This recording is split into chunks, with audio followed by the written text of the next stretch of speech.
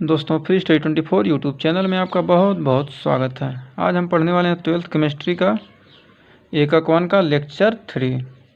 तो आइए देखते हैं क्रिस्टल जालक क्या होते हैं, यानी कि क्रिस्टल लैटिस क्या होते हैं।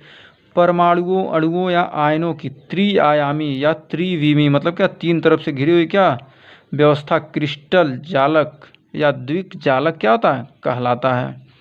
और किसी क्रिस्टल में परमाणुओं को बिंदुदार या सूक्ष्म गोले आकृति द्वारा क्या कर दिया जाता है प्रदर्शित करते हैं, जिसे क्या कहते हैं जालक बिंदु। मतलब क्या जाल की तरह होता है ना, बन जाता है जब डॉट डॉट हो जाएगा तो उसे क्या कहेंगे जालक बिंदु। इसमें प्रत्येक जालक बिंदु का परिवेश क्या होता है एक समान। जो जालक बिंदु क्या होता है उसका परिवेश मतलब क्या वातावरण क्या होता है एक समान होता है। इसी प्रकार फिर देखते हैं एकक कोष्ठिका किसे कहते हैं यूनिट सेल। तो किसी क्रिस्टल में मतलब कोई भी क्रिस्टल हो क्या उसमें जालक बिंदुओं की वह सूक्ष्मतम मतलब क्या जो जालक बिंदु था उसका क्या सूक्ष्मतम त्रिविमी व्यवस्था मतलब क्या तीन तरफ से घिरी हुई व्यवस्था, जिसकी पुनरावृत्ति से क्रिस्टल जालक क्या होता है बनता है, उसे क्या कहेंगे एकक कोष्ठिका कहलाता है। एकक कोष्ठिका या सेल में इसको क्या कह सकते हैं एकक सेल इंग्लिश में कहते हैं। एकक कोष्ठिका में के तीनों विमाओं में आपेक्षिक लंबाई ए बी सी होती है। मतलब क्या है तीनों विमा किसी एक होगा, किसी का बी किसी का सी होती है। जैसे ए बी सी सी ए के बीच क्रम से क्या है अल्फा बीटा गामा कोड होता है। एकक कोष्ठिका को क्या किया जा सकता है दो वर्गों में क्या फिर बांट सकते हैं। पहला है आद्य कोशिका और दूसरा है एक केंद्रित एकक कोष्ठिका। केंद्रित एकक कोष्ठिका एकक हो जाएगा जब अवयवी कण एक कोष्ठिका के केवल कोनों पर उपस्थित हो। मतलब क्या जो अवयवी कण हो क्या कोष्ठिका के एक कोने पर उपस्थित हो तो उसे क्या कहेंगे आद्य एकक कोष्ठिका कहा जाएगा। केंद्रक एकक कोष्ठिका किसे कहेंगे जब एकक कोष्ठिका में एक अथवा अधिक अवयवी कण कोनों के अतिरिक्त क्या हो अन्य स्थितियों पर क्या भी उपस्थित हो, मतलब कोने पर भी हो और अन्य जगह भी क्या हो उपस्थित हो, उसे क्या कहेंगे उसे केंद्रित कोष्ठिका कहते हैं।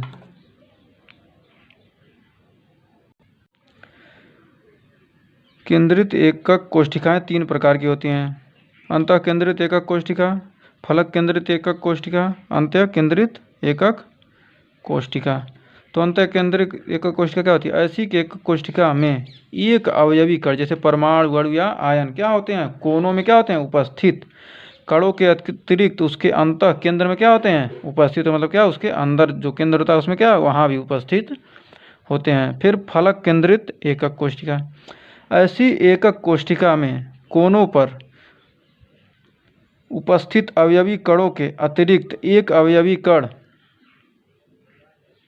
प्रत्येक फलक के क्या होता है केंद्र पर भी होता है। मतलब क्या है क्या है प्रत्येक अतिरिक्त या कोनों के अतिरिक्त क्या है प्रत्येक फलक जो होता है उसके क्या केंद्र पर भी होता है। फिर अंत्य केंद्रित एकक कोष्ठिका, ऐसी एकक कोष्ठिका कोनों पर उपस्थित अवयवी कणों के अतिरिक्त क्या एक अवयवी कण क्या किन्हीं दो विपरीत फलकों के केंद्र में क्या होता है पाया जाता है। जो दो विपरीत फलक होते हैं उसके क्या केंद्र के बीच में केंद्र दोनों विपरीत फलकों क्या केंद्र में पाया जाता। मतलब क्या जो केंद्र होता है उसका बीच वाला भाग क्या वैसे केंद्र होता है ना वहीं पर पाया जाता है। सात आद्य एकक कोष्ठिकाएं और केंद्रित सेलों के रूप में क्या उनकी संभव क्या है विविधताएं। तो जैसे क्रिस्टल तंत्र क्या होता है घनी, मतलब क्या जो क्रिस्टल तंत्र क्या घनी होगा तो संभवतः आद्य बनेगा या अंतः केंद्रित या फलक केंद्रित या तीनों तरह से क्या हो सकता है बन सकता है। और इसकी अच्छी दूरियां अथवा कोण लंबाई क्या होगी ए बराबर बी बराबर सी क्या तीनों बराबर होंगी। अच्छी कोण अल्फा बीटा गामा क्या आ जाएंगे प्रत्येक क्या आ जाएगा 90 अंश का होगा। उदाहरण के लिए NaCl नमक, यसद ब्लेंड एक होता है ये भी तत्व है। फिर कापर। फिर द्विसमलंबाक्ष क्रिस्टल तंत्र क्या होता है द्विसमलंबाक्ष होगा। तो इसे क्या यह आद्य केंद्रित इसकी क्या विविधता होती है। मतलब ए बराबर बी होगा लेकिन सी के बराबर नहीं होगा, ए और बी बराबर होंगे लेकिन सी बराबर नहीं होगा। और इन तीनों के बीच क्या अल्फा बीटा गामा क्या आ जाएगा ये तीनों कोण क्या हो गए 90 अंश। उदाहरण हो जाएगा श्वेत tin SnO2 TiO2 CaSO4। Titanium oxide, calcium sulphate. फिर विषम समलंबाक्ष, आद्य, अंतः केंद्रित, फलक केंद्रित या अंत्य केंद्रित क्या आ जाएंगी, इसकी विविधताएं होंगी। ए बराबर बी बराबर सी, तीनों क्या आ जाएंगे, आपस में बराबर नहीं होंगे। A not equal to B not equal to C, और इनके बीच के कोण क्या आ जाएंगे, अल्फा बीटा गामा क्या आ जाएंगे, 90 अंश होंगे। विषम लंबाक्ष क्या होते हैं, गंधक, KNO3, potassium nitrate, BaSO4, barium sulphate.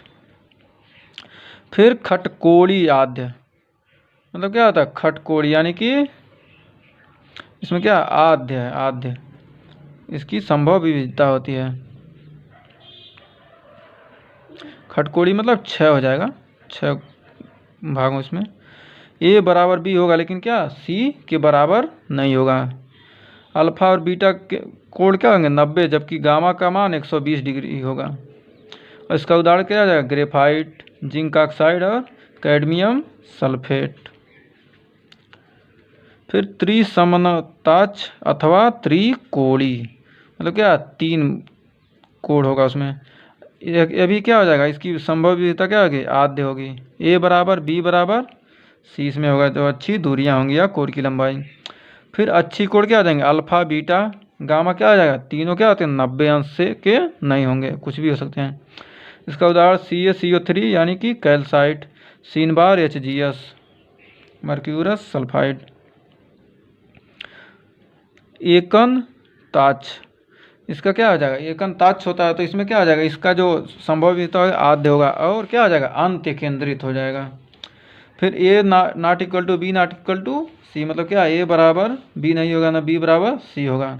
Alpha और गामा के बीच क्या आ जाएंगे, कोण 90 अंश होंगे, और बीटा का मान क्या आ जाएगा, 90 के बराबर नहीं होगा। या एकंताक्ष गंधक, इसका उदाहरण क्या है, एकंताक्ष गंधक होता है। फिर Na2SO4, sodium sulphate dot 10H2O क्या है,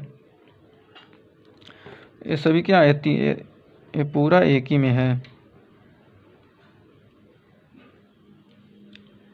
फिर त्रिनताक्ष, ये भी क्या आ जाएगा, इसका संभव विविधता क्या आ जाएगा, आद्य होगा। इसमें क्या ए बराबर बी नहीं होगा ना बी बराबर सी होगा, तीनों क्या हो गया, आपस बराबर नहीं होंगे। और इनके बीच के कोण भी क्या, alpha not equal to beta not equal to gamma not equal to 90 degree, क्या होंगे, तीनों बराबर नहीं होंगे, ना ही 90 अंश के होंगे। और इसका हो जाएगा K2Cr2O7, CuSO4.5H2O, H3BO3, क्या होंगे, ये सब इसके उदाहरण होंगे। तो आज का हमारा यही लेक्चर समाप्त होता है। अगर वीडियो आपको पसंद आए तो लाइक शेयर कमेंट करना ना भूलें, वीडियो को ज़्यादा से ज़्यादा शेयर करें। और हाँ, इस हमारे YouTube चैनल पर सभी सब्जेक्ट, जो भी सब्जेक्ट पढ़ाया गया चैप्टर वाइज पढ़ाया गया, ना कि आगे पीछे, और प्रत्येक टॉपिक को क्या किया गया, हर चैप्टर में कवर करने की कोशिश की गई है। अगर कोई भी टॉपिक छूटा तो आप कमेंट करके बता सकते हैं। Thank you friends.